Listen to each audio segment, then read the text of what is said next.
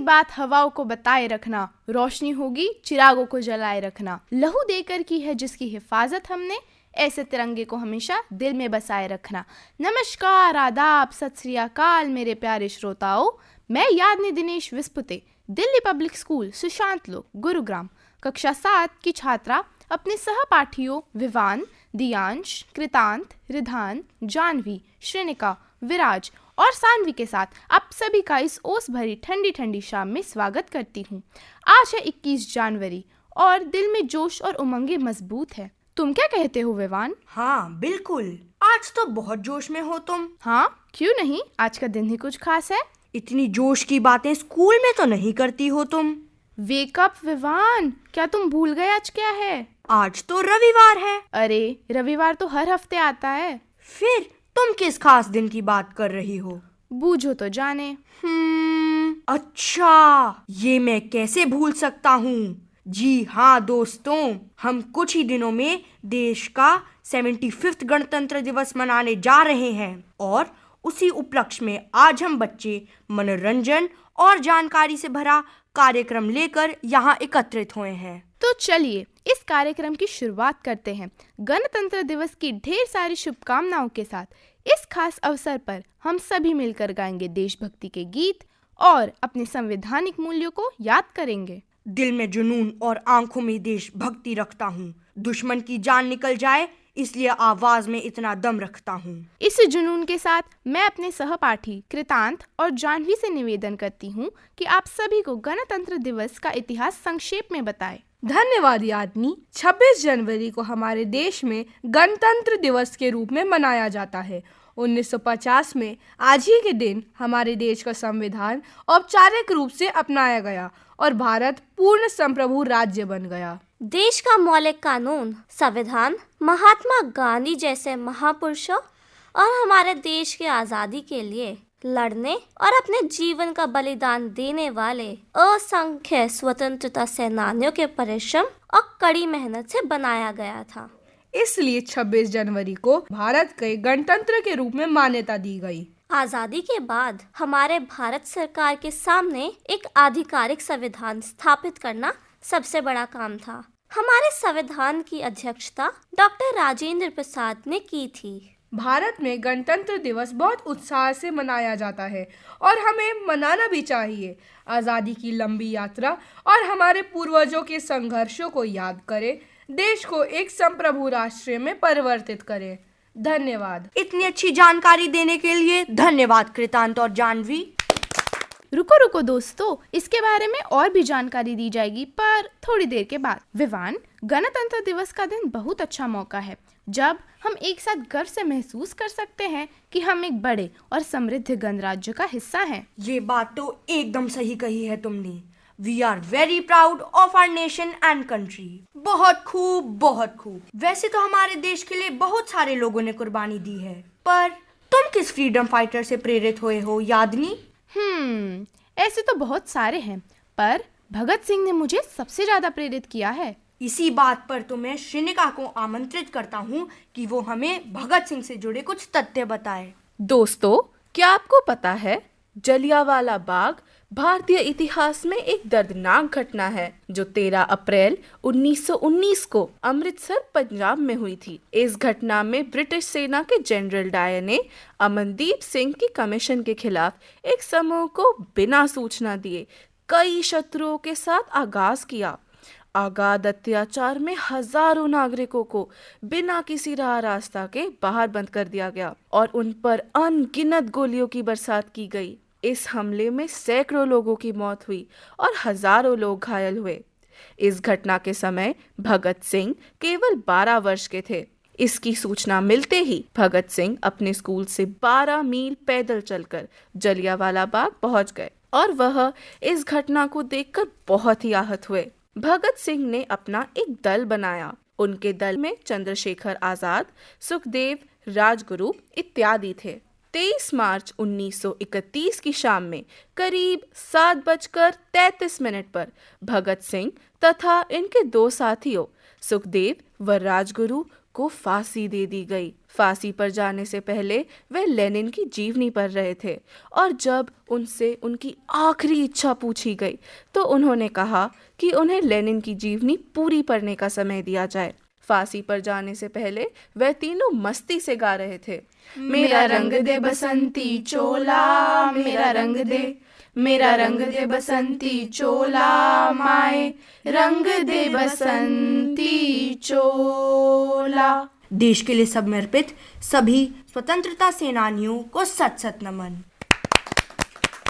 बहुत बहुत धन्यवाद शिनिका। स्वतंत्रता का हर रंग सुहाना, आओ गाए मिलकर गाना। इस पावन गणतंत्र दिवस पर बजता रहे तिरंगे का गाना। इस विचार के साथ प्रस्तुत करते हैं ये गीत आपके लिए। ए वतन हमको तेरी कसम, तेरी राहों में जान तक लुटा जाएंगे। फूल क्या चीज है तेरे कदमों पे हम भेंट अपने सरों की चढ़ा जाएंगे। ए वतन हमको तेरी कसम, तेरी राहों में जान तक लुटा जाएंगे। फूल क्या चीज है तेरे कदमों पे हम भेंट अपने सरों की चढ़ा जाएंगे। ए वतन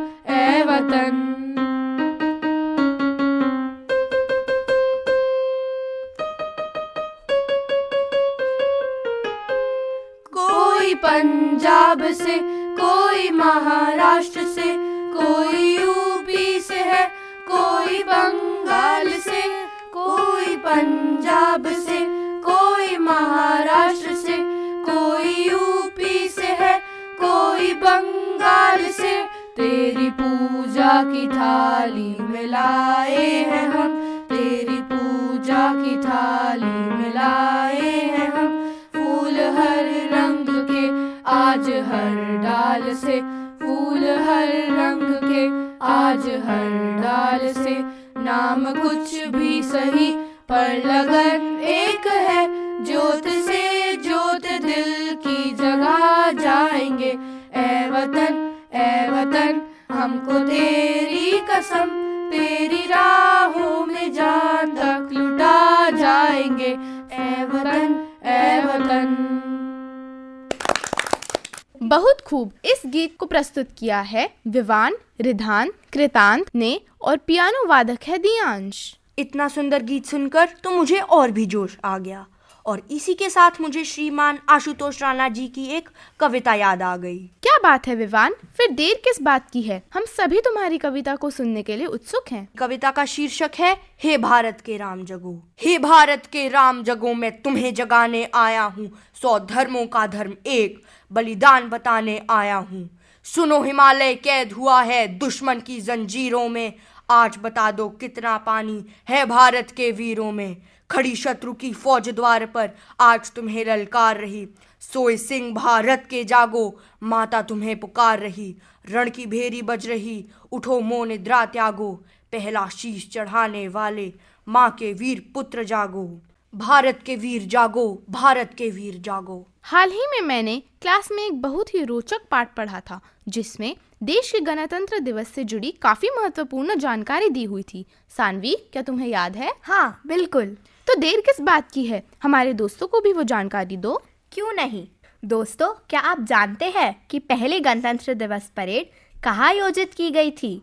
यह 1950 में इरविन एम्फी थिएटर, अब मेजर ध्यानचंद स्टेडियम में आयोजित की गई थी, जिसमें 3000 भारतीय सैन्य कर्मी और 100 से अधिक विमानों ने भाग लिया था। संविधान को 26 नवंबर 1949 को संविधान सभा द्वारा अपनाया गया था और यह वर्ष 1950 में लागू हुआ।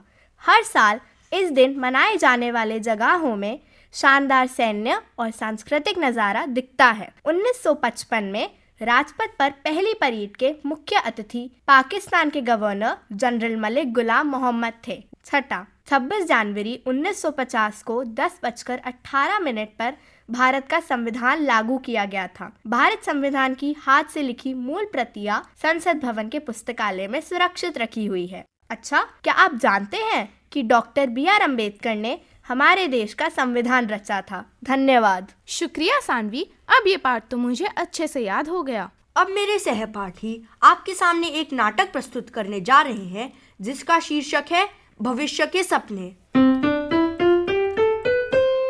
विद्यालय की कक्षा में सभी बच्चे अपने अपने स्थानों पर बैठे हैं। टीचर व्याख्यान दे रही हैं। बच्चों, आज की कक्षा में हम सब एक मजेदार विषय पर चर्चा करेंगे। अध्यापिका जी, आज हम किस विषय पर चर्चा करेंगे? आज हम चर्चा करेंगे कि हम सब बड़े होकर क्या बनेंगे। तो चलिए विवान से शुरुआत करते हैं। बताओ विवान, तुम बड़े होगे तो क्या बनोगे? अध्यापिका जी, जब मैं बड़ा होऊंगा तो एक सैनिक बनूंगा और अपने देश की जी और जान से सेवा करूंगा। अपने देश पर एक भी आंच नहीं आने दूंगा। वाह विवान, क्या उत्तम सोच है तुम्हारी। मैं बहुत प्रसन्न हूँ सुन के कि तुम हमारे देश के बारे में इतना सोचते हो। रिद्धान, और तुम बताओ, तुम बड़े होकर क्या बनने की कल्पना करते हो? मैं जब बड़ा हो जाऊंगा तब एक बहुत बड़ा डॉक्टर बनूंगा और जो लोग अपने इलाज के पैसे नहीं भर सकते उनका मुफ्त में इलाज करूंगा और लोगों को बीमारियों से बचाऊंगा। बहुत बढ़िया रिद्धान, आशा है कि तुम बड़े होकर एक बहुत ही सफल डॉक्टर बनोगे। तो चलिए अब कृतांत से पूछते हैं। कृतांत, तुम बड़े होके तो क्या बनोगे? अध्यापिका जी, मैं बड़ा होकर एक बैडमिंटन प्लेयर बनना चाहता हूँ, क्योंकि खेल कूद से हमारी सेहत अच्छी होती है और हम बीमार भी नहीं होते। और मैं भारत के लिए एक गोल्ड मेडल भी जीतना चाहता हूँ। अच्छा, तो कृतांत, क्या तुम्हें ये भी पता है कि बैडमिंटन किसने, कहा और कब इन्वेंट किया था? अध्यापिका जी, बैडमिंटन के आधुनिक संस्करण का आविष्कार 1873 में हुआ था। हालांकि इस खेल की उत्पत्ति 2000 साल से भी पहले प्राचीन ग्रीस, चीन और भारत में हो गई थी। शाबाश कृतांत। तो तुम बताओ दियांश, तुम बड़े होगे तो क्या बनोगे? अध्यापिका जी, मैं बड़े होकर एक बहुत बड़ा बावर्ची बनना चाहता हूँ और पूरी दुनिया को अपने हाथ का स्वादिष्ट खाना खिलाना चाहता हूँ। दियांश, फिर तो हम तुम्हारे पास ही आकर पिज्जा और बर्गर खाएंगे। नहीं नहीं, मैं पूरी दुनिया को केवल पौष्टिक भोजन खिलाऊंगा। हम तुम्हारे पास खाने जरूर आएंगे दियांश। अरे वाह दियांश, बहुत खूब। अब जानवी, तुम बताओ, तुम क्या बनोगी? अध्यापिका जी, मैं बड़ी होकर एक आर्किटेक्ट बनूंगी और बड़ी बड़ी इमारतें बनाऊंगी और जिन जगह की सड़कें खराब है उनकी मरम्मत करवाऊंगी। अरे वाह बेटा, क्या अच्छी सोच है तुम्हारी। हम सबको अपने अलावा दूसरों की भलाई के बारे में भी सोचना चाहिए। चलिए अब विराज बताएगा कि वो क्या बनेगा। अध्यापिका जी, कृषि एक स्थिर और आवश्यक उद्योग है जो सुरक्षा और समाज और पर्यावरण पर अच्छा प्रभाव डालने का मौका प्रदान करता है। वाह, ये तो मैंने सोचा ही नहीं था। चलिए अब सानवी से पूछते हैं कि वो क्या बनेगी। अध्यापिका जी, मैं बड़े होके एक कपड़ों की दुकान खोलूंगी और फैशन डिजाइनिंग करूंगी। बहुत बढ़िया सानवी। अब यादनी, तुम बताओ, तुम क्या बनोगी? मुझे तो बड़े होकर लेखिका बनना है। लेखिका बनने का मेरा पसंदीदा कारण यह है कि रचनात्मक ऊर्जा रचनात्मक लोगों को आकर्षित करती है। शाबाश यादनी। बच्चों, एक बात सदा स्मरण रहे, हम जो भी बड़े होके बनेंगे अपनी देश की प्रगति और भलाई के लिए ही करेंगे। इसलिए हमें कभी भी किसी भी काम को छोटा नहीं समझना चाहिए। इतना अच्छा नाटक प्रस्तुत करने के लिए धन्यवाद दोस्तों। यादनी, ये 26 जनवरी से पहले भी एक खास दिन आता है ना? क्या तुम्हें मालूम है ये कौन सा दिन है? हाँ, बिल्कुल, हमारे नेता सुभाष चंद्र बोस की जन्मतिथि। तुम तो बहुत होशियार हो यादनी। वो तो मैं हूँ, पर इसके बारे में और परिचय देंगे विराज और सानवी। अगर कभी झुकने की नौबत आ जाए तब भी वीरों की तरह झुकना। पराक्रम दिवस भारत में 23 जनवरी को मनाया जाता है। यह दिन भारत के महान स्वतंत्रता सेनानी नेताजी सुभाष चंद्र बोस की जयंती है। नेताजी बोस को उनके पराक्रम और साहस के लिए जाना जाता है। उन्होंने भारत की स्वतंत्रता के लिए संघर्ष में महत्वपूर्ण भूमिका निभाई। दोस्तों, यह नेताजी सुभाष चंद्र बोस की जयंती के रूप में मनाया जाता है। उनके पराक्रम और साहस को याद किया जाता है। उनके द्वारा दिए गए भाषण और विचारों को याद किया जाता है। भारत के सबसे लोकप्रिय नारों में से एक जय हिंद सुभाष चंद्र बोस द्वारा गढ़ा गया है और उन्होंने ही रविंद्रनाथ टैगोर के जन गण मन को अपने पसंदीदा राष्ट्रगान के रूप में चुना था। पूर्ण स्वतंत्रता के पक्ष में खड़े रहने के कारण 1921 से 1941 तक सुभाष को 11 बार अलग अलग जेलों में कैद किया गया था। सुभाष चंद्र बोस का मानना था कि गांधी जी की अहिंसा की रणनीति स्वतंत्रता पाने के लिए कभी भी पर्याप्त नहीं होगी। सुभाष चंद्र बोस भारत के युवाओं के लिए एक प्रेरणा है। ये उन्हें बताता है कि यदि कोई दृढ़ संकल्प और साहस के साथ कुछ करने का फैसला करता है तो वो असंभव को भी संभव बना सकता है। दोस्तों, क्या आपको मालूम है हर वर्ष हमारे देश में कुछ महत्वपूर्ण लोगों को उनके उल्लेखनीय कार्यों के लिए विभिन्न प्रकार के पुरस्कार से सम्मानित किया जाता है। 2023 के कुछ प्रमुख अवॉर्डीज इस प्रकार है। भारतीय रिजर्व बैंक को change maker of the year पुरस्कार से सम्मानित किया गया है। भारत का सर्वश्रेष्ठ पर्यटन गांव किरीटेश्वरी गांव पश्चिम बंगाल को घोषित किया गया था। इंदौर को राष्ट्रीय स्मार्ट सिटी पुरस्कार दिया गया था। Miss Earth India award Miss Priyan Sen को मिला था। मैरी कॉम को ग्लोबल इंडिया आइकन अवार्ड दिया गया है। वैश्विक भारतीय पुरस्कार लेखिका सुधा मूर्ति को सम्मानित किया गया था। श्रीमती वहीदा रहमान को दादा साहेब फाल्के पुरस्कार से सम्मानित किया गया है। धन्यवाद रिधान और श्रेनिका। क्या अब हम सब मिलकर एक गाना गा सकते हैं? क्यों नहीं, चलो शुरू करते हैं। कंधों से मिलते हैं कंधे, कदमों से कदम मिलते हैं, हम चलते हैं जब ऐसे तो दिल दुश्मन के हिलते हैं।